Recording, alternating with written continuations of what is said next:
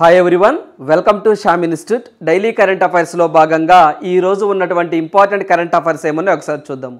So ఏవైతే మనము ఈ వీడియోస్ రూపంలో కానివ్వండి, పీడిఎఫ్ రూపంలో కానివ్వండి, సో మీకు ఎప్పటికప్పుడు ఏ రోజు కరెంట్ అఫైర్స్ ఆ రోజు మీకు అందించడం జరుగుతుందండి. సో ఇలాంటి అవకాశాలని ఉపయోగించుకోండి. సో వీటితో పాటుగా సో ఎవరైతే రేపు నెక్స్ట్ మంత్ అండి 14-15 తారీఖుల్లో సో ఎస్ఐకి మెయిన్స్కి ప్రిపేర్ అవుతున్న అభ్యర్థులు ఎవరైతే ఉన్నారో, ఎగ్జామ్స్కి అటెండ్ అవుతున్న విద్యార్థులు ఎవరైతే ఉన్నారో, సో ఖచ్చితంగా ఈ వీడియో నుంచే మీకు 2 మార్క్స్ రాబోతున్నాయండి. ఖచ్చితంగా ఈ వీడియోస్ నుంచే 2 మార్క్స్ రాబోతున్నాయి.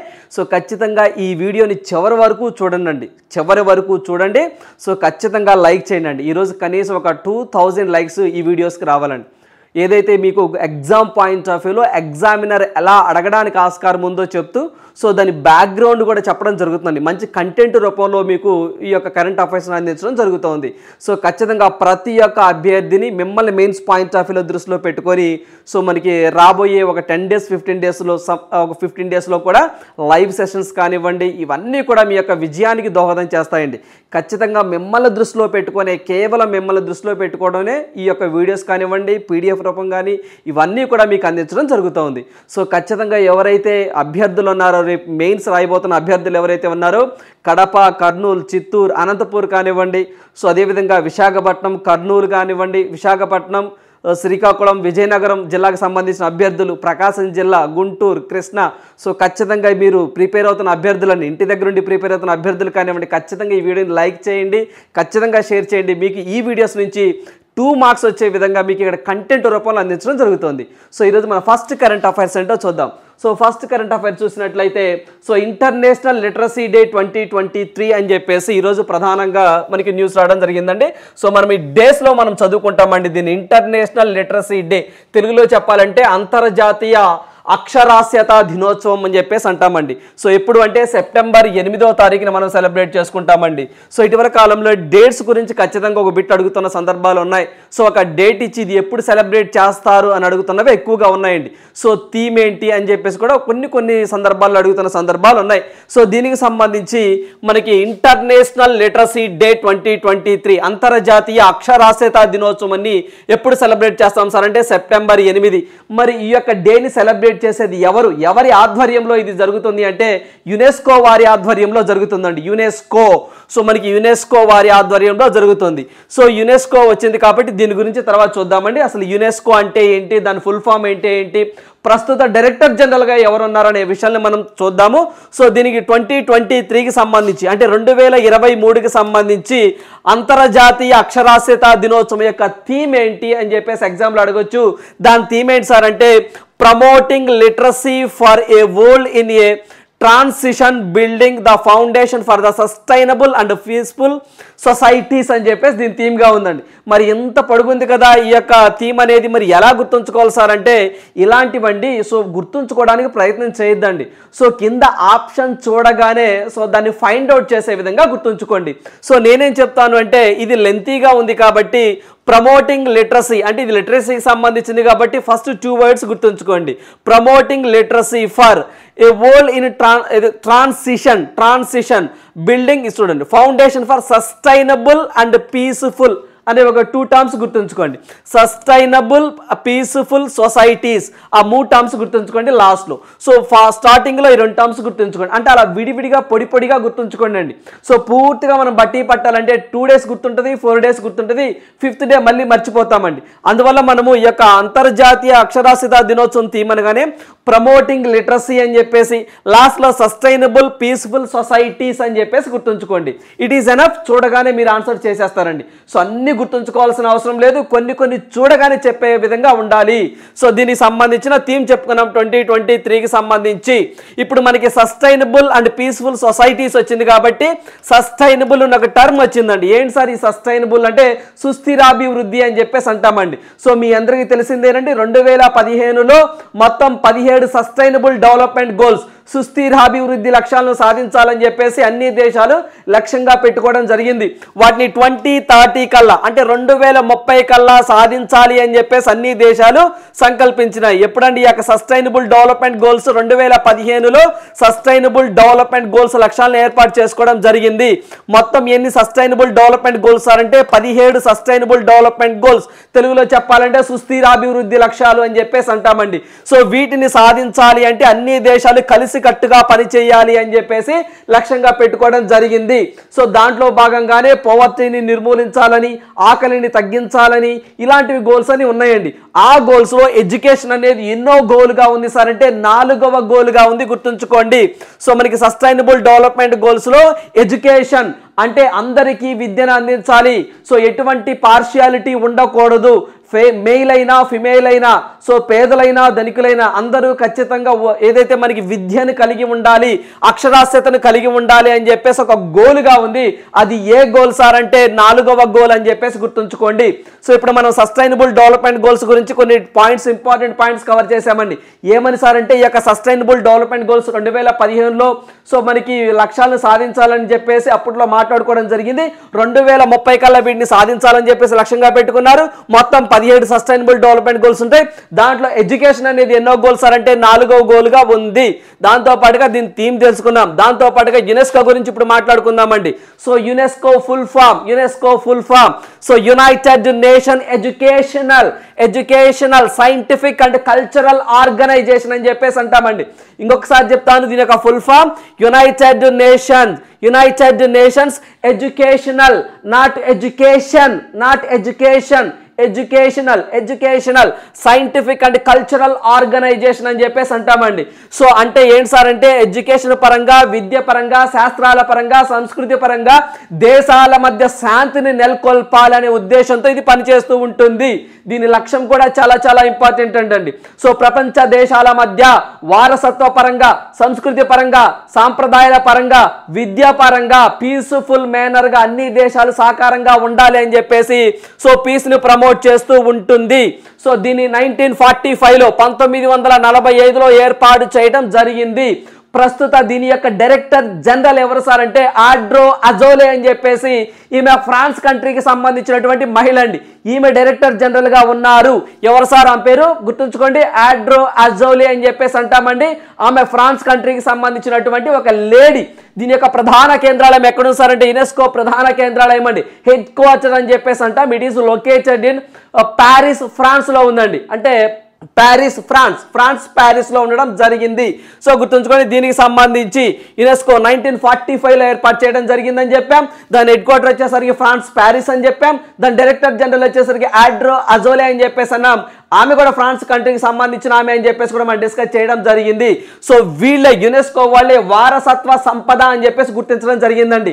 అంటే ఏవైతే మనకి వరల్డ్ హెరిటేజ్ సైట్స్ అని చెప్పేసి అంటామో, ఇప్పటి వరకు మన భారతదేశంలో మొత్తం ఎన్ని వారసత్వ సంపద కట్టడాలను వీళ్ళు గుర్తించారు సార్ అంటే మొత్తము 40ని గుర్తించడం జరిగిందండి. సో ఈ 40 కూడా ఏ కేటగిరీలో గుర్తించారు సార్ అంటే కల్చరల్ గా, న్యాచురల్ గా, మిక్స్డ్ కేటగిరీ అని చెప్పేసి మొత్తం 3 కేటగిరీలో గుర్తిస్తూ ఉంటారు.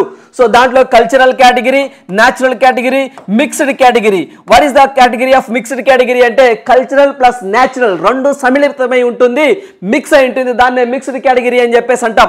మొత్తం 40 యొక్క వారసత్వ సంపదలను యునెస్కో వాళ్ళు గుర్తించడం జరిగింది. ఆ 40లో మనం చూసినట్లయితే మిక్స్డ్ కేటగిరీలో 1 అని చెప్పేసి, న్యాచురల్ కేటగిరీలో 7 అని చెప్పేసి, ఇవి వచ్చేసరికి 32 అండి. సో మనకి 32 కల్చరల్ కేటగిరీలో గుర్తించడం జరిగింది. సో వీటిలో భాగంగానే మనం ఈ 32లో అండి 31ది వెరీ రీసెంట్ గా అంటే 2021 సంవత్సరానికి సంబంధించి 31వదిగా మనకి రామప్ప టెంపుల్ అని చెప్పేసి మన తెలంగాణలో సంబంధించినటువంటి రామప్ప టెంపుల్ అండి. సో వరంగల్ దాన్ని గుర్తించడం జరిగిందండి. సో మనకి రామప్ప టెంపుల్ ను గుర్తించడం జరిగింది. సో మనకి 32గా చూసినట్లయితే మనకి ధోల్వీరా సైట్ అని చెప్పేసి గుజరాత్ లో అండి, ఒక మెట్ల బావి సింధు నాగరికత నాటి ఒక ప్రదేశం అండి. సో మనకి ధోల్వీరా అని చెప్పేసి అంటాము. ఆ యొక్క ధోల్వీరాని గుర్తించడం జరిగింది 2021వ సంవత్సరం గాని గుర్తించడం జరిగింది. సో ఈ మొత్తము 32 అని చెప్పేసి గుర్తుంచుకోండి. కల్చరల్ కేటగిరీలో, నేచురల్ కేటగిరీలో 7, అదే విధంగా మిక్స్డ్ కేటగిరీలో మనం చూసినట్లయితే ఒకే ఒకటి, అదే మనకి కాంచన్జుంగా నేషనల్ పార్క్ అని చెప్పేసి అంటామండి.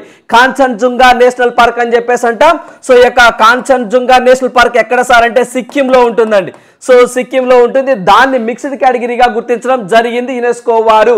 సో అందువల్ల మొత్తం 40 సైట్లు అని చెప్పేసి గుర్తుంచుకోండి. ఇవి కాకుండా టెంటేటివ్ లిస్ట్ అని చెప్పేసి అంటారండి, అంటే గుర్తించడానికి సిద్ధంగా ఉన్న జాబితాలు అని చెప్పేసి అంటారు. అవి ఎగ్జామ్ పాయింట్ ఆఫ్ వ్యూలో అడగరు. అవి చదువుకోవాల్సిన అవసరం లేదు. మన ఆంధ్రప్రదేశ్ నుంచి ఒకే ఒక్క టెంపుల్ టెంటేటివ్ లిస్ట్ లోకి వచ్చింది. అదే మనకి లేపాక్షి టెంపుల్ అని చెప్పేసి అంటామండి. లేపాక్షి టెంపుల్ అని చెప్పేసి అంటాం. అనంతపురం జిల్లాలో ఉంటుంది. దానికి ఈ యొక్క యునెస్కో హోదా ఇవ్వాలా వద్దా అని చెప్పేసి టెంటేటివ్ లిస్ట్ లో పెట్టడం జరిగింది. సో అనంతపురం అభ్యర్థులు ఎవరైతే ఉన్నారో ఖచ్చితంగా ఈ వీడియోని లైక్ చేయండి.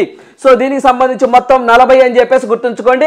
రామప్ప టెంపుల్ ని కట్టించింది ఎవరు సార్ అంటే రామప్ప అనే ఒక శిల్పినే కట్టాడండి. ఆయన పేరు మీదుగానే రామప్ప టెంపుల్ అని చెప్పేసి రావడం జరిగింది. కాకతీయ కాలానికి సంబంధించినటువంటి రేచర్ల రుద్రుడు అనే వ్యక్తి యొక్క టెంపుల్ కట్టించడం జరిగింది. సో ఆ యొక్క టెంపుల్ ను కట్టినటువంటి వ్యక్తి ఎవరైతే ఉన్నారో శిల్పి రామప్ప, అతనికి ఆ టెంపుల్ కి ఆ పేరు పెట్టడం జరిగింది. గుర్తుంచుకోండి, రేచర్ల రుద్రుడు కట్టించారు. ఆ టెంపుల్ యొక్క విశిష్టత ఏంటి సార్ అంటే ఏవైతే ఆ ఇటుకలు ఉన్నాయో అవి వాటర్ లో వేస్తే తేలిపోయేటువంటి ఇటుకలు, దాని యొక్క స్పెషాలిటీ అదండి రామప్ప టెంపుల్. గుర్తుంచుకోండి, మొత్తం 40 ఉన్నాయి. సో ఈ కాన్సెప్ట్ గుర్తుంచుకోవాలి. యునెస్కో యొక్క బ్యాక్గ్రౌండ్ గుర్తుంచుకోవాలి. డెవలప్మెంట్ గోల్స్ ఒక దాన్ని గుర్తుంచుకోవాలి. వాటితో పాటుగా ఇంటర్నేషనల్ లిటరసీ డే యొక్క థీమ్ ఒకటి, దాని యొక్క డేట్ సెప్టెంబర్ 8. సో ఇంత కాన్సెప్ట్ మన దగ్గర ఉన్నప్పుడు ఖచ్చితంగా దీని నుంచి ఒక బిట్ ఎక్స్పెక్ట్ చేయొచ్చు యునెస్కో గురించి. Right. So next current affair చూద్దాము. సో నెక్స్ట్ కరెంట్ అఫైర్ చూసినట్లయితే world's tallest Nataraja statue at the rate of G20 summit venue. So ఖచ్చితంగా రానున్న పోటీ పరీక్షల్లో మీకు మెయిన్స్ పాయింట్ ఆఫ్ వ్యూలో G20 సమావేశం గురించి క్వశ్చన్ పేపర్ ఉండదు బిట్టు లేకుండా. అంటే G20 మీద బిట్టు లేకుండా క్వశ్చన్ పేపర్ అనేది ఉండదు. ఖచ్చితంగా G20కి సంబంధించిన బిట్టు మనం ఎక్స్పెక్ట్ చేయొచ్చు. సో G20 కానివ్వండి, సో బ్రిక్స్ కానివ్వండి, అదే విధంగా మనకి రీసెంట్ గా నాటో సమిట్ కానివ్వండి, సో జరిగిందండి నాటో సమిట్, G7 సమిట్, ఇవన్నీ ఇటీవల కాలంలో జరిగినాయండి. ఖచ్చితంగా సమ్మిట్స్ అండ్ కాన్ఫరెన్స్ టాపిక్ ని బాగా ప్రిపేర్ అవ్వండి.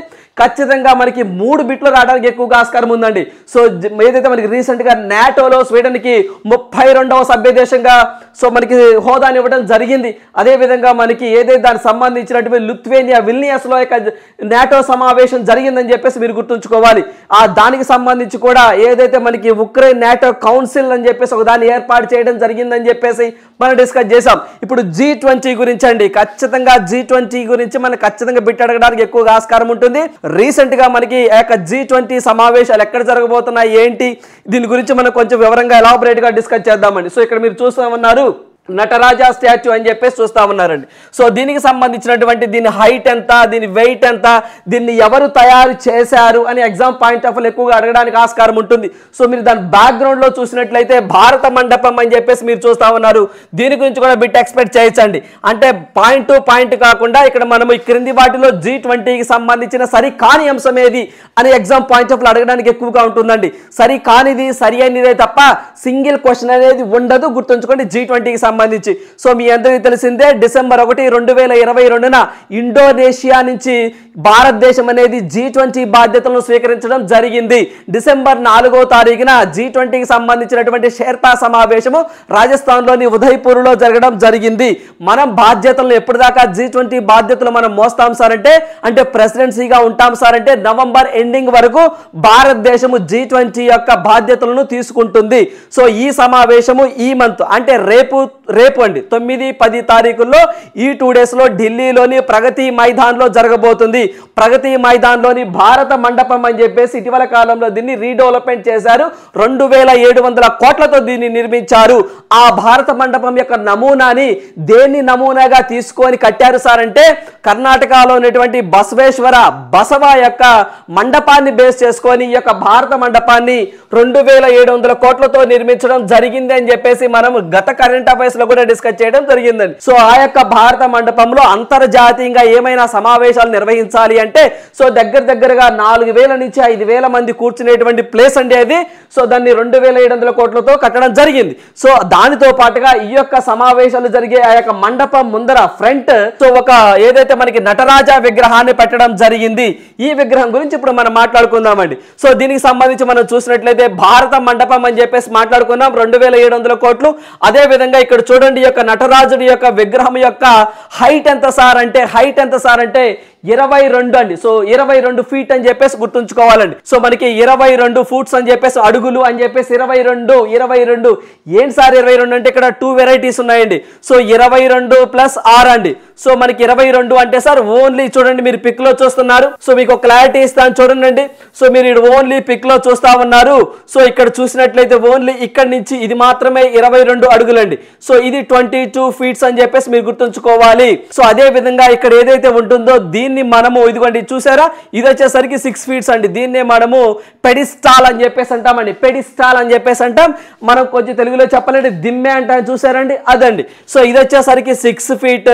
సో మనకి 6 అడుగులు. ఇది వచ్చేసరికి చూసినట్లయితే 22 ఫీట్స్ అని చెప్పేసి మొత్తం కలిపితే 28 అని చెప్పేసి గుర్తుంచుకోండి. 28 అని చెప్పేసి గుర్తుంచుకోండి. ఓన్లీ విగ్రహమే అయితే, అంటే ఓన్లీ నటరాజా విగ్రహం అయితే, స్టాచ్యూ అయితే మాత్రము 22 ఫీట్. అట్లా కాకుండా సో మనకి దిమ్మె అండి. సో దీన్నే మనము పెడిస్టల్ అని చెప్పేసి అంటాం. ఇదైతే మాత్రము 6, 2 కలిపితే 28. సో విడివిడిగా గుర్తుంచుకోండి. ఇట్ ఈస్ ఎనఫ్, సరిపోతుంది. చాలా చాలా ఇంపార్టెంట్. అయితే దీనికి సంబంధించి దీని యొక్క వెయిట్ ఎంత సార్ అంటే 20 టన్స్ అండి. సో మనకి 20 టన్నులు అండి దీని యొక్క పూర్తిగా యొక్క వెయిట్. అదే విధంగా ఏ శిల్పి దీన్ని రూపకల్పన చేశారు, తయారు చేసింది ఎవరు సార్ అంటే తంజావూరుకి సంబంధించి, అంటే తమిళనాడు రాష్ట్రానికి సంబంధించినటువంటి ఒక శిల్పి బృందం అండి. ఆ బృందానికి నాయకత్వం వహించిన వ్యక్తి ఎవరు సార్ అంటే మనకి రాధాకృష్ణన్. సో మనకి రాధాకృష్ణన్ అని చెప్పేసి గుర్తుంచుకోండి. సో మనకి సతాపతి అని చెప్పేసి సేతాపతి అండి. సో మనకి రాధాకృష్ణ సేతాపతి అని చెప్పేసి ఆయన తంజావూరుకి సంబంధించిన వ్యక్తి. ఆ బృందం రాధాకృష్ణ బృందం అనేది దాన్ని నిర్మించడం జరిగింది. సో అదే విధంగా దీన్ని ఎట్ట సార్ మన రూపకల్పన చేశారు, ఎలా సార్ అంటే ఏ స్టైల్లో చేసేసారంటే మనకి అష్టాధాతు అని చెప్పేసి అష్టాధాతులో బిల్ట్ లో చేశారండి. అష్టాధాతు అంటే 8 మెటల్స్ అండి. 8 మెటల్స్ ని మిక్స్ చేసి కలిపారండి. అష్టాధాతు అంటే బంగారం కానీ, రాగి కానివ్వండి, వెండి కానివ్వండి, సీసం కానివ్వండి, ఇలా మొత్తం 8 ధాతువులతో దీన్ని నిర్మించడం జరిగింది. అదే విధంగా ఏ టెక్నాలజీని ఉపయోగించారు సార్ అంటే లాస్ట్ వ్యాక్స్ అనే టెక్నిక్ ను ఉపయోగించారు. చాలా చాలా ఇంపార్టెంట్. అంటే ఏంటి సార్ అంటే సో ఇక్కడ చూడండి, ఈ యొక్క విగ్రహాన్ని తయారు చేసేటప్పుడు ఎక్కడ అతుకులు లేకుండా, అంటే అతుకులు కాకుండా అసలు మొత్తం ఒకే విధంగా ఉండే విధంగా దీన్ని రూపకల్పన చేశారు, అతుకులు లేకుండా. సో దాన్నే మనము లాస్ట్ వ్యాక్స్ టెక్నిక్ అని చెప్పేసి అంటాం. దాంతో ఇలా రూపకల్పన చేయటం జరిగిందనే పాయింట్ కూడా ఇక్కడ మనం గుర్తుంచుకోవాలి. దీనితో పాటుగా కల్చరల్ క్యారిడార్ అని చెప్పేసి ఒక దాన్ని ఏర్పాటు చేయడం జరిగిందండి. అంటే ఈ G20 సమావేశం జరిగే ఆ ప్రాంతం అంతా ఒక సాంప్రదాయబద్ధమైనటువంటి ఒక వాతావరణంలో మొత్తం 29 దేశాల సంస్కృతిని రిప్రజెంట్ అయ్యే విధంగా, 29 దేశాల సంస్కృతి రిప్రజెంట్ అయ్యే విధంగా అక్కడ పరిసర ప్రాంతాలంతా ఒక కారిడార్ లాగా, సుందర వనాలుగా తీర్చిదిద్దడం జరిగింది. అయితే మీకు ఒక పాయింట్ గుర్తు రావాలని, ఏంటి సార్ అంటే మొత్తం G20లో మొత్తం 20 దేశాలే కదా ఉండేది. అంటే 19 దేశాలు ప్లస్ యూరోపియన్ యూనియన్. సో మొత్తం 27 దేశాలు అంటే దీన్ని కంట్రీగా ఒకదానిగా కన్సిడర్ చేస్తూ ఉంటారు. 19 ప్లస్ 1 20. సో 29 కంట్రీస్ చాలా చాలా ఇంపార్టెంట్ అండి. ఎందుకు అంటే సో మనము G20 సమావేశాలకి ఈ సంవత్సరంలో 9 దేశాలను ముఖ్య అతిథులుగా ఇన్వైట్ చేస్తున్నాము. గుర్తుంచుకోండి. అందువల్ల ఈ యొక్క ఏదైతే కల్చరల్ కారిడార్ ఉంటుందో అది 29 దేశాల సంస్కృతిని రిప్రజెంట్ చేస్తుంది అని చెప్పేసి కూడా మనకి న్యూస్ రావడం జరిగింది. సో అందువల్ల G20కి 2023లో జరగబోవు 18వ ఎడిషన్లో భారతదేశం ఎన్ని దేశాలను ముఖ్య అతిథిగా పిలుస్తుంది అంటే మొత్తం 9 దేశాలను ముఖ్య అతిథిగా పిలుస్తుంది. గుర్తుంచుకోండి, చాలా చాలా ఇంపార్టెంట్ అండి ఎగ్జామ్ పాయింట్ ఆఫ్ వ్యూలో. మీ అందరికీ తెలిసిందే G20 యొక్క ఏదైతే థీమ్ ఉంటుందో అది మనం చూసినట్లయితే వన్ ఎర్త్.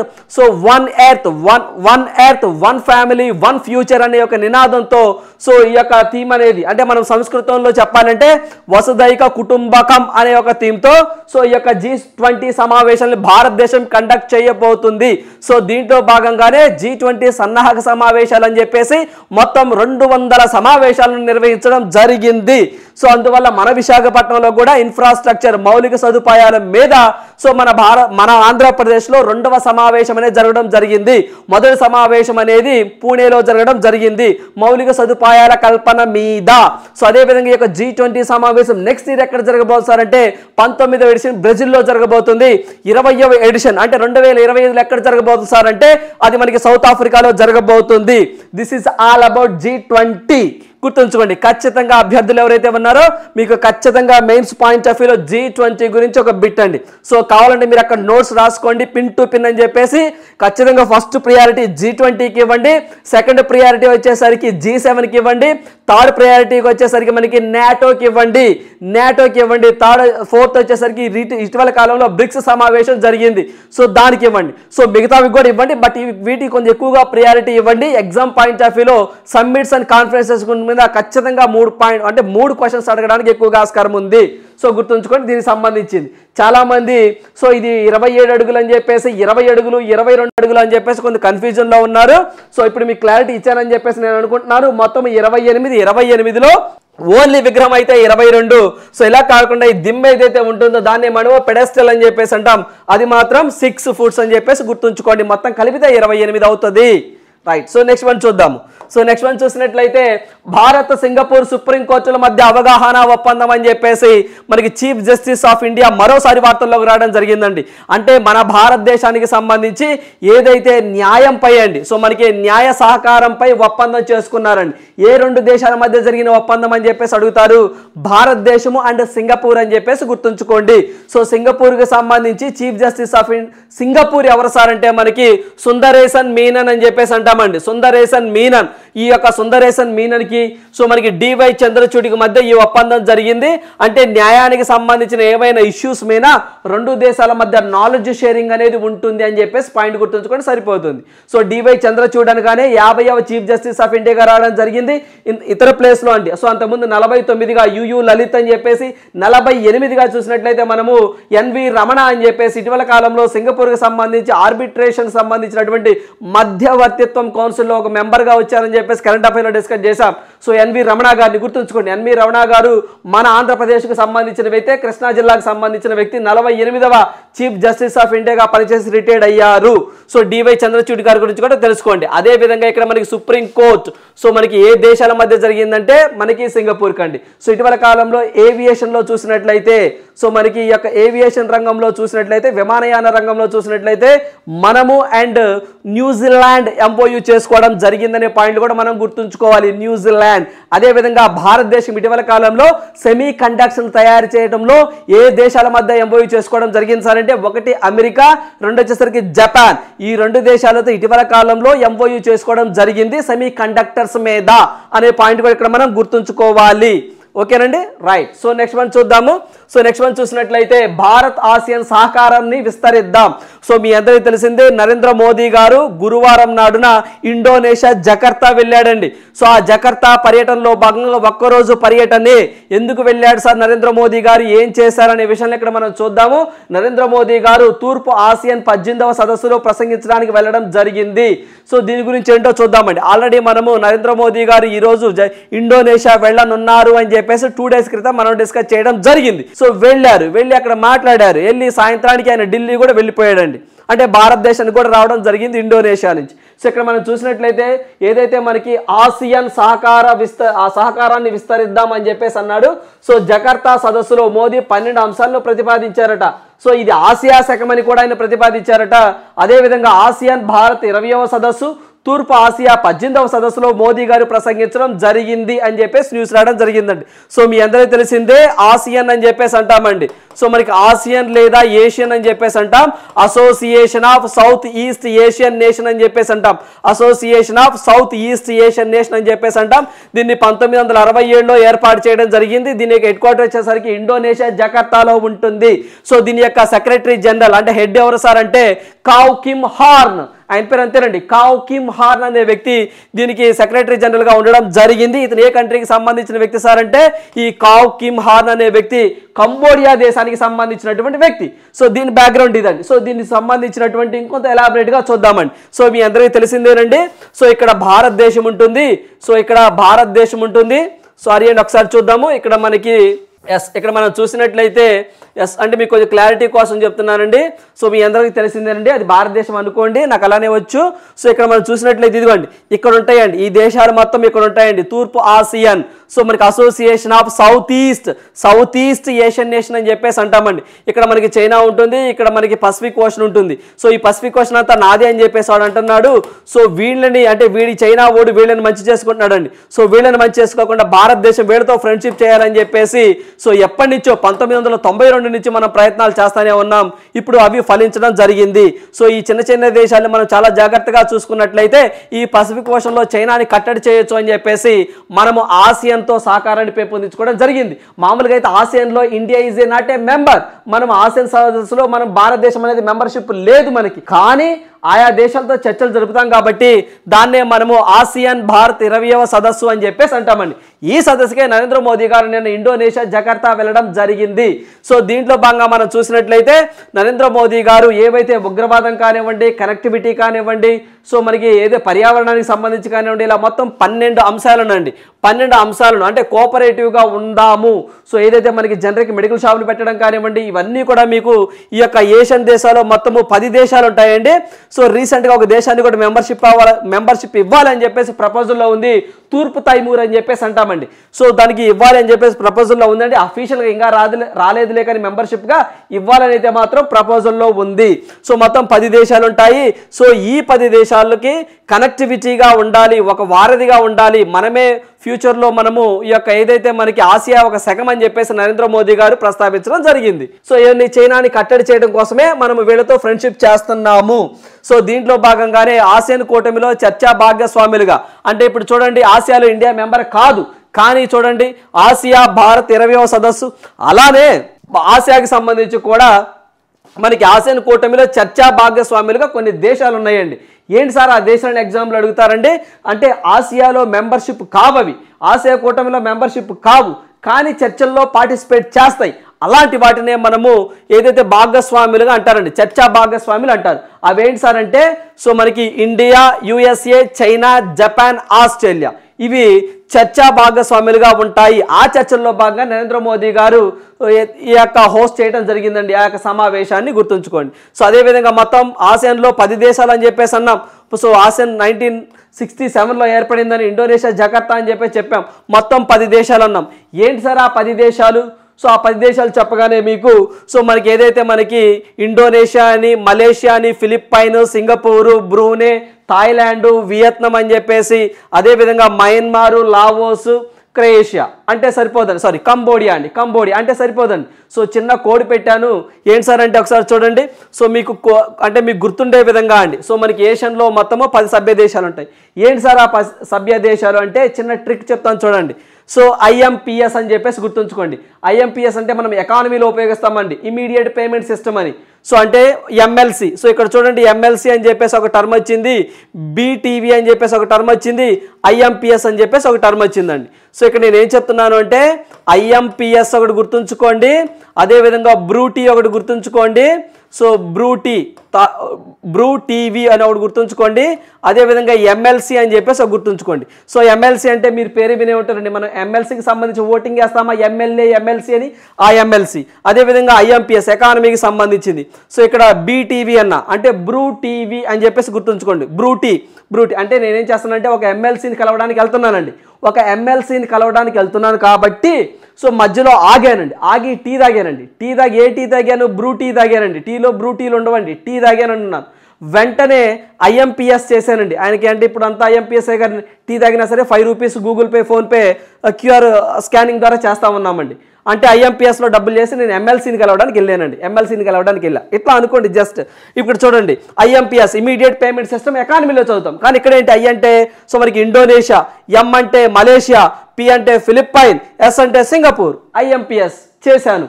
సో ఎప్పుడు చేశాను? బ్రూ టీ తాగాను. B అంటే బ్రూనే, T అంటే థాయిలాండ్, V అంటే వియత్నాం. వెంటనే బ్రూ టీ తాగి వెంటనే ఎక్కడికి వెళ్ళాను? MLC దగ్గరికి వెళ్ళాను.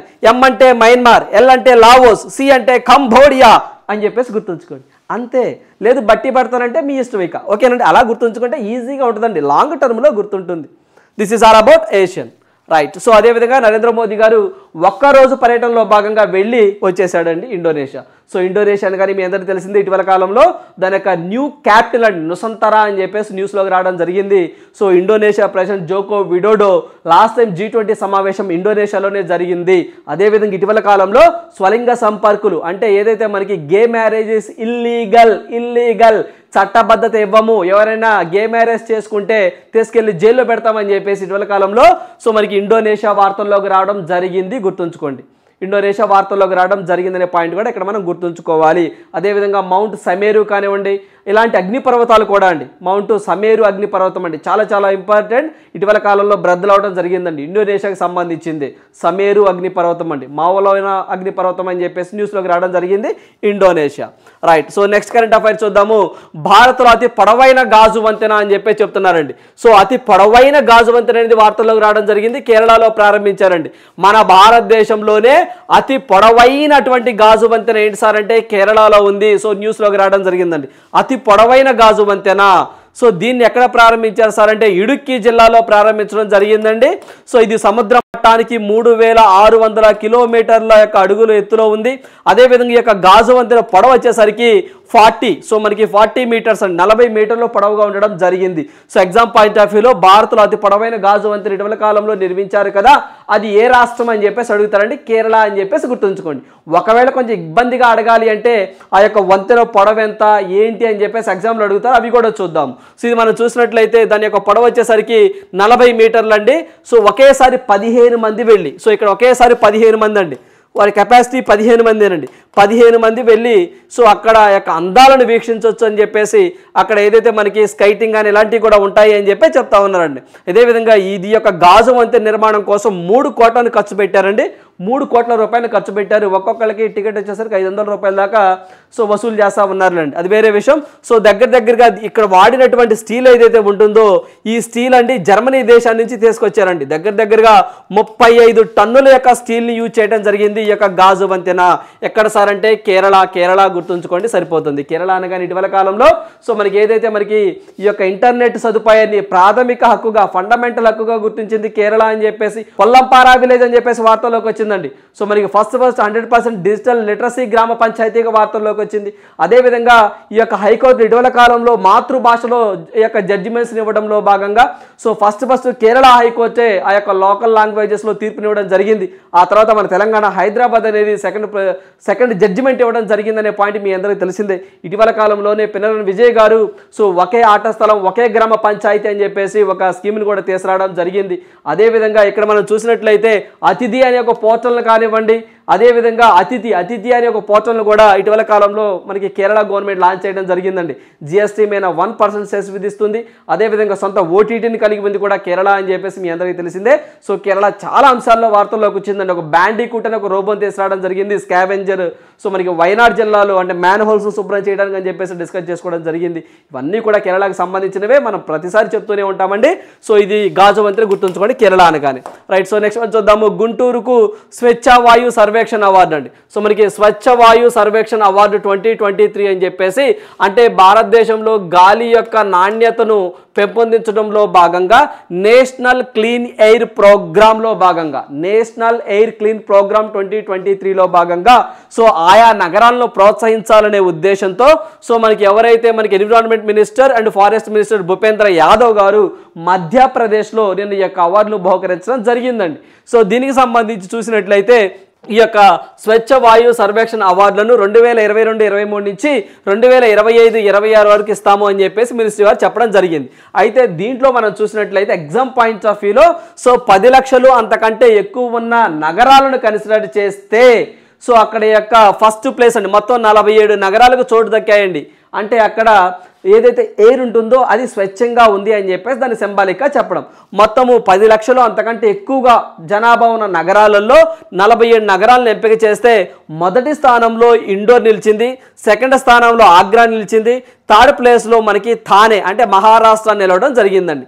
సో ఇదొక కేటగిరీ 1లో అండి. So 10 lakhs and above. అట్లా కాకుండా 3 లక్షల నుంచి 10 లక్షల కేటగిరీ 2లో భాగంగా 3 లక్షల నుంచి 10 లక్షలు నివసిస్తున్న జనాభాను వీళ్ళు ర్యాంకులు ఇస్తే దాంట్లో మొత్తం 44 నగరాలు ఉన్నాయండి. ఆ 44 నగరాల్లో అమరావతి అని చెప్పేసి మహారాష్ట్రలో ఉంటుందండి. అమరావతి అంటే మన విజయవాడ దగ్గర ఉన్న అమరావతి కాదండోయ్, అక్కడ మహారాష్ట్రలో అమరావతి అనే ఒక నగరం ఉంది, దానికి ఫస్ట్ ప్లేస్ ఇవ్వడం జరిగింది.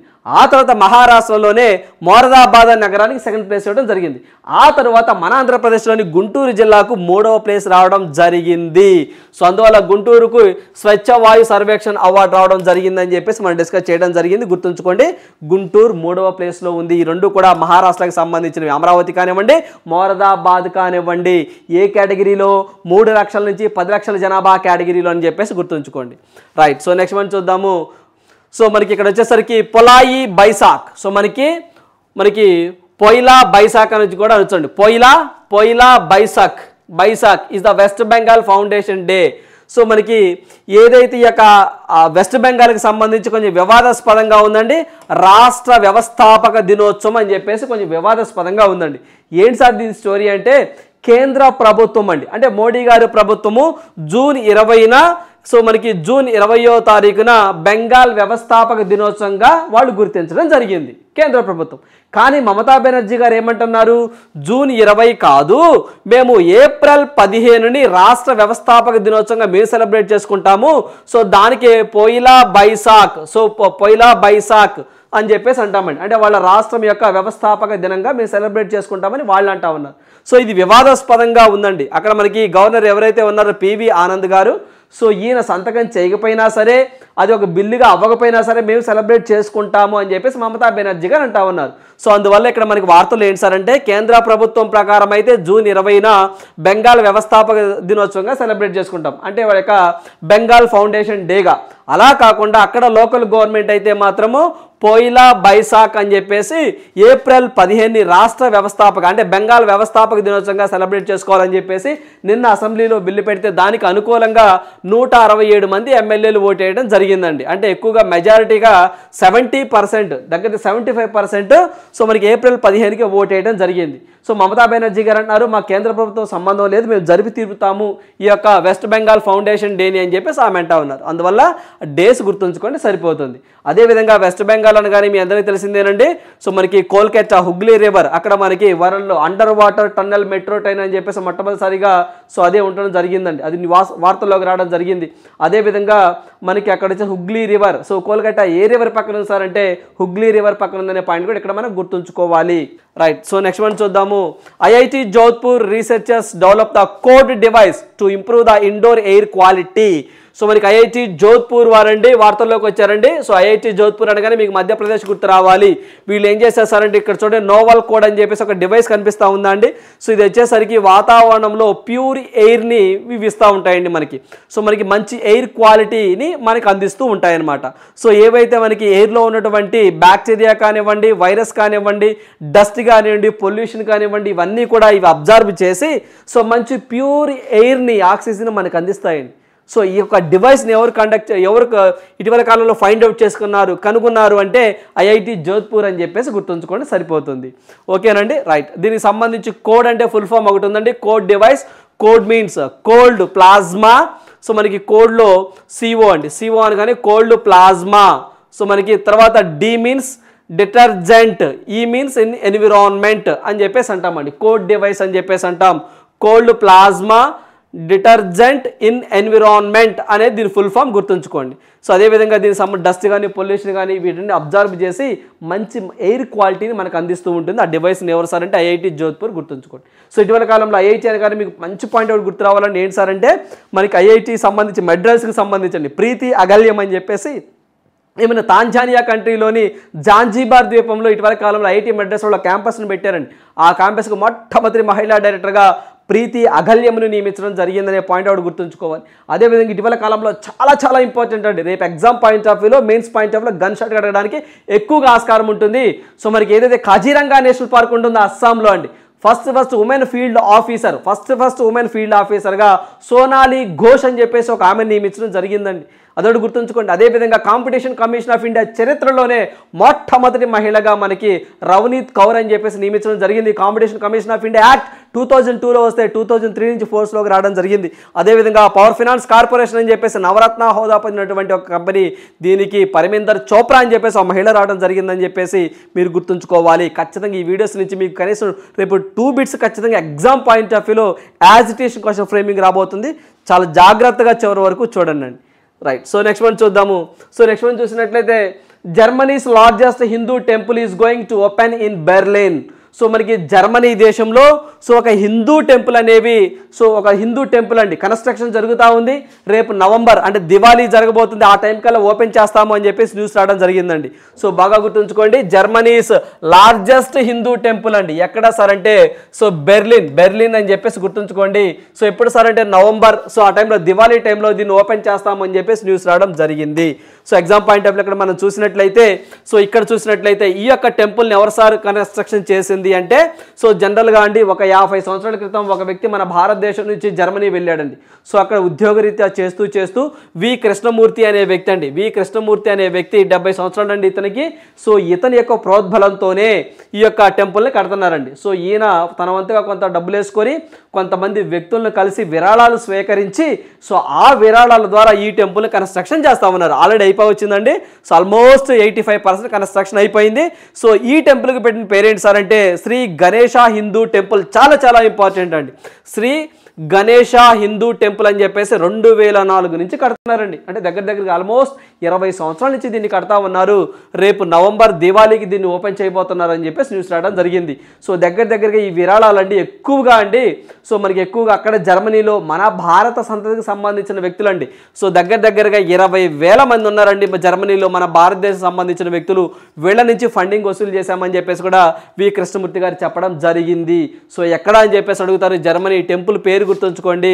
సో అదే విధంగా మహా అయితే అయిన పేరండి. సో మనకి వి కృష్ణమూర్తి అని చెప్పేసి గుర్తుంచుకోండి. జర్మనీ ఓకేనండి. అదే విధంగా మీకు ఇక్కడ ఫెస్టివల్స్ అనగానే టెంపుల్స్ అని చెప్పేసి అన్నామండి.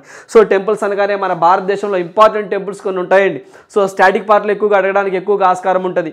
మనం గుజరాత్లో చూసినట్లయితే ఇంపార్టెంట్ టెంపుల్స్లో అండి మొతేరాస్ అని టెంపుల్ కానివ్వండి, అదేవిధంగా మనకి మొతేరా టెంపుల్ కానివ్వండి, అదేవిధంగా మనకి మొతేరాతో పాటుగా సో మనకి ఇంపార్టెంట్ టెంపుల్స్ మనం చూసినట్లయితే మహారాష్ట్రలోని సోమనాథ టెంపుల్ కానివ్వండి, అదేవిధంగా సోమనాథ్ టెంపుల్, సో మొథేరాస్ అన్ టెంపుల్ అనేది చాలా చాలా ఫేమస్ అండి. అదేవిధంగా మనం మహారాష్ట్రలో చూసుకున్నట్లయితే మహారాష్ట్రలో షిరిడి సాయిబాబా టెంపుల్ కానివ్వండి, అదేవిధంగా మనకి ఏదైతే వినాయక టెంపుల్ కానివ్వండి అండి. సో చాలా చాలా ఫేమస్ అండి అది వినాయక టెంపుల్ అని చెప్పేసి.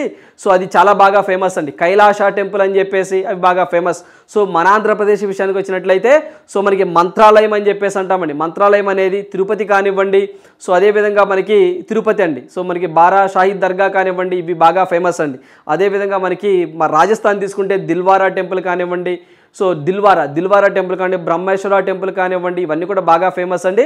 హిమాచల్ ప్రదేశ్లో Jwalamukhi temple, Manikaran temple, గోవిందాజీ temple ఇలాంటివి బాగా ఫేమస్ అండి. అస్సాం తీసుకున్నట్లయితే కామాఖ్య టెంపుల్ అని చెప్పేసి బాగా ఫేమస్. కర్ణాటకలో తీసుకున్నట్లయితే బాహుబలి టెంపుల్ అండి. బాహుబలి టెంపుల్ అని చెప్పేసి అంటామండి. సో ఇది ఒక జైన్ టెంపుల్ అండి. గోమటేశ్వర ఆలయం అని చెప్పేసి కూడా అంటాము. అదేవిధంగా హంపి టెంపుల్ కానివ్వండి బాగా ఫేమస్. కేరళలో మనం చూసినట్లయితే సో మనకి కేరళ అనంత పద్మనాభ స్వామి టెంపుల్ కానివ్వండి, అయ్యప్ప శబరిమల టెంపుల్ కానివ్వండి, గురువాయూర్ టెంపుల్ కానివ్వండి బాగా ఫేమస్. తమిళనాడులో మధుర మీనాక్షి టెంపుల్ కానివ్వండి, బృహదేశ్వర టెంపుల్ కానివ్వండి, కామాక్షి టెంపుల్ కానివ్వండి, సో మనకి ఏదైతే మనకి చిదంబరం టెంపుల్ కానివ్వండి చాలా చాలా ఫేమస్ అండి. ఇలా చెప్పుకుంటూ వెళ్తే మనము చాలా ఉంటాయి. So exam point of static పార్ట్లు ఎక్కువగా అడుగుతారండి టెంపుల్స్ గురించి. రైట్. సో నెక్స్ట్ వన్ చూద్దాము. సో నెక్స్ట్ వన్ చూసినట్లయితే జపాన్ లూనార్ మిషన్ విజయవంతం అని చెప్పేసి అంటున్నారండి. సో చందమామ మీదకు జపాన్ వాళ్ళు కూడా ఒక ప్రయోగాన్ని చేపట్టారండి. అది సక్సెస్ఫుల్గా సో మనకి సక్సెస్ఫుల్ అవుతుంది అని ఆశాభావాన్ని వ్యక్తపరిచారు. సో దీనికి సంబంధించి ఇలా చందమామకి ఇది 5వ దేశంగా గుర్తింపు పొందిందండి. ఆల్రెడీ మనకి అమెరికా, రష్యా, చైనా, రీసెంట్గా 4గా మన చంద్రయాన్ 3 అని చెప్పేసి భారతదేశం, ఇప్పుడు 5వది జపాన్. సో విజయవంతంగా ప్రయోగించనున్నదండి. అంటే ఆల్రెడీ సక్సెస్ అయిందండి. సో మనకి ఇది చందమామ దిగడానికి అంటే దాని మీద ల్యాండ్ అవడానికి, చందమామపై ల్యాండ్ అవడానికి ఫిబ్రవరి మంత్లో ల్యాండ్ అవుతుందని చెప్పేసి న్యూస్ రావడం జరిగింది. సో చంద్రుడిపై కాలు పెట్టడానికి జపాన్ చేపట్టిన రాకెట్ ప్రయోగం విజయవంతమైందండి. రాకెట్ ప్రయోగం విజయవంతమైంది అంతే. సో దీనికి సంబంధించి ఏదైతే తనేగాషిమా అంతరిక్ష కేంద్రం నుంచి X-ray imaging and spectroscopy mission అనే ఒక ఎక్స్రే టెలిస్కోప్తో పాటు smart lander for investigating moon అంటే స్లిమ్, సో దీన్ని మోసుకెళ్తూ H-22A, సో మనకి H-2A అనే ఒక రాకెట్ నింగులోనికి దూసుకెళ్ళిందండి. H-2A అనే ఒక రాకెట్ ద్వారా ఈ యొక్క ప్రయోగాన్ని సక్సెస్ఫుల్గా చేయడం జరిగింది. సో మరి దీనికి సంబంధించి మనం చూసినట్లయితే దీన్నే మూన్ స్నిప్పర్ అని చెప్పేసి అంటామండి. ఈ యొక్క మూన్ స్నిప్పర్లో భాగంగా సో మనకి స్లిమ్ అని చెప్పేసి అన్నామండి. ఇక్కడ మనం స్లిమ్ అని చెప్పేసి, స్లిమ్ అంటే ఫుల్ ఫామ్ ఇంగ్లీష్లో గుర్తుంచుకోండి తెలుగు కాడికి. సో మనకి smart lander for investigating moon అని చెప్పేసి అంటాం. సో దీనికి కానీ దగ్గర 100 మిలియన్స్ వీళ్ళు ఖర్చు పెట్టారు. ఫిబ్రవరిలో ఆ చందమామపై ల్యాండ్ అవ్వనున్నది అని చెప్పేసి అంటా ఉన్నారండి. సో చంద్రుడి ఉపరితలంపై నిర్దేశిత ప్రాంతానికి 100 మీటర్ల లోపే ల్యాండ్ చేయనున్నారు ఈ యొక్క జపాన్ శాస్త్రవేత్తలు, గుర్తుంచుకోండి. 5వ దేశంగా ఖ్యాతికి ఎక్కింది. సో ఏ రాకెట్ సార్ అంటే సో మనకి హెచ్ అండి.